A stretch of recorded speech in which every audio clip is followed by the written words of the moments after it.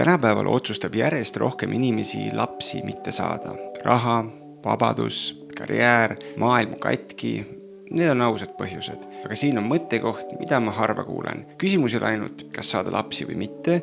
Küsimus on, mida sa tegelikult otsid. Paljud inimesed otsivad õnne ja kui keegi saab lapse ootusega, et nüüd ma tunnen end täidetuna, siis see on ohtlik ootus. Lapsed ei tee sind pidevalt õnnelikuks. Nad ei tee elu lihtsamaks, nad ei too sulle rahu, nad ei anna sulle alati energiat. Ja ma ütlen seda inimesena, kellel on lapsed. On perioode, kus sa oled krooniliselt magamata. On hetki, kus su kannatus pannakse proovida rohkem kui üheski suhtes või töökohas. Ja see on reaalsus. Ja siin tulebki otsuse koht. Kas sa otsid elult mugavust või sa otsid tähendust?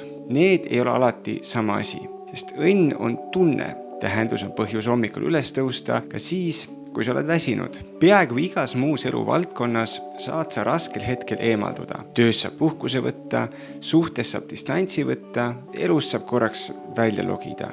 Lapsega ei saa, sa oled alati sisse lülitatud. Aga just seal hakkab midagi sinus muutuma. Lapsed ei too su ellu ainult rõõmu, nad toovad suga kohalolusse. Kui laps sind ärritab, näed sa oma kannatamatust. Kui sa tahad kontrollida, näed sa oma hirmu. Kui sa tunned, et ma ei ole piisav, tuleb see teravamalt välja kui kunagi varem. Sest laps ei ole lihtsalt projekt, ta on peegel.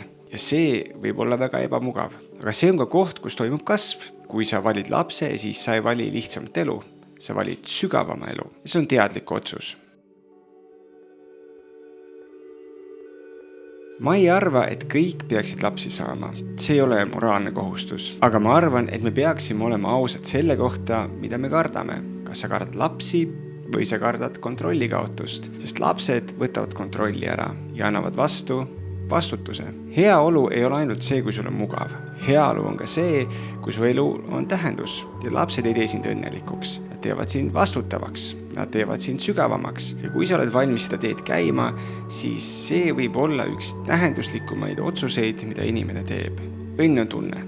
Tähendus on valik. Ja lapse saamine on üks sügavamaid valikuid, mida sa elus teed.